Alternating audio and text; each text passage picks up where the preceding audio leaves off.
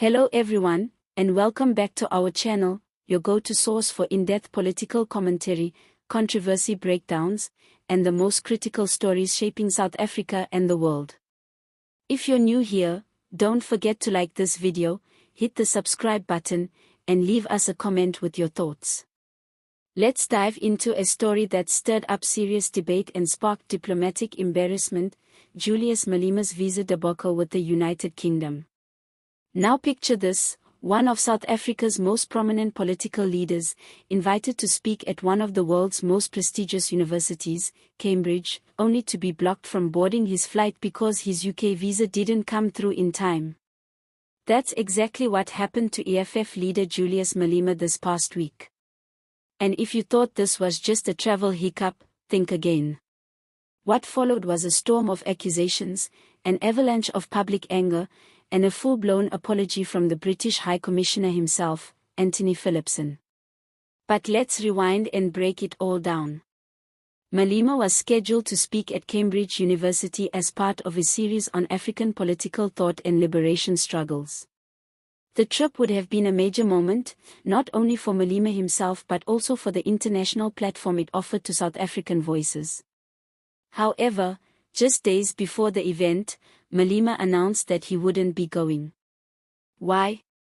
Because his visa application hadn't been processed in time. At first glance, it might seem like an unfortunate case of bureaucratic delay. But given Malema's outspoken record, especially his hard-hitting critiques of colonialism, Western imperialism, and global double standards, many couldn't help but question whether this delay was politically motivated.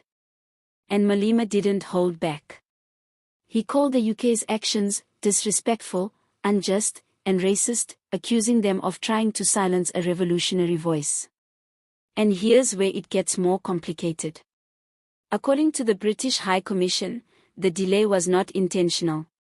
They blamed it on UK public holidays and said the visa process had simply taken longer than expected. But here's the thing: Malema is not just another tourist applying for a holiday visa. He is a member of parliament, a party leader, a high-profile guest of a major university. And yet, his visa wasn't prioritized. This isn't just a case of poor administration. It opens up deeper questions about who gets access to global platforms and who doesn't. Are African political leaders treated with the same urgency and respect as their Western counterparts? Or are they still being sidelined, especially when their views don't align with traditional power structures? The economic freedom fighters released a scathing statement. They didn't mince their words. They said the UK was deliberately undermining African political voices and accused the British government of being complicit in attempts to mute revolutionary thought. The statement went even further to link the incident to the UK's colonial legacy in Africa, arguing that the empire may be gone, but the mentality still lingers. And the backlash didn't stop there. Social media exploded. Supporters from across the continent slammed the UK for what they saw as a snub against not just Malema, but against African leadership in general. Prominent academics, activists, and politicians joined the chorus. Some even accused Cambridge University of not doing enough to ensure Malema's participation, although the university has distanced itself from the visa process entirely. Now, facing mounting pressure and international embarrassment, the British High Commissioner to South Africa, Anthony Phillipson, issued an official apology. He expressed regret that Malema's visa wasn't processed in time and acknowledged the disappointment caused by the situation. But was that apology enough? Malema himself has yet to publicly accept the apology, and many EFF supporters believe that the damage has already been done.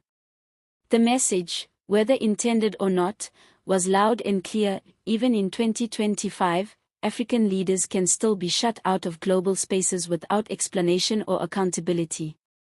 Let's also be honest here: Julius Malema is no stranger to controversy.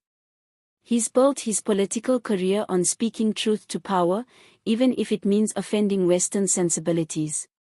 From his criticism of white monopoly capital, to calls for land expropriation without compensation, to bold anti-colonial rhetoric, Malema challenges the global status quo. And maybe, just maybe, that's why this visa wasn't treated with the urgency it deserved. But here's the kicker: whether you support Malema or not, this incident highlights a broader issue that should concern all South Africans, and Africans more generally. The right to be heard on a global stage should not be contingent on how comfortable your ideas make others feel.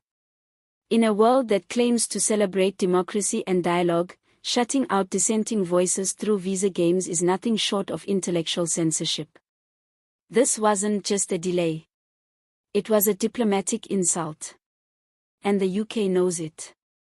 As we await further developments, whether Malema will be reinvited, whether a new visa will be fast-tracked, or whether he'll simply walk away from this experience even more critical of global power structures, one thing is clear: this story has reignited old wounds and forced uncomfortable conversations about race, diplomacy, and whose voices are truly welcome on the world stage.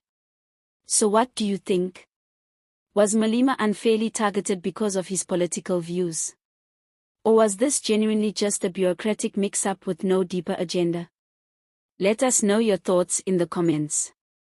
If you enjoyed this breakdown and want more honest, no-spin political commentary from South Africa and beyond, make sure you like this video, subscribe to the channel, and turn on notifications so you never miss an update. Thanks for watching, and as always, stay informed, stay engaged, and stay critical. See you next time.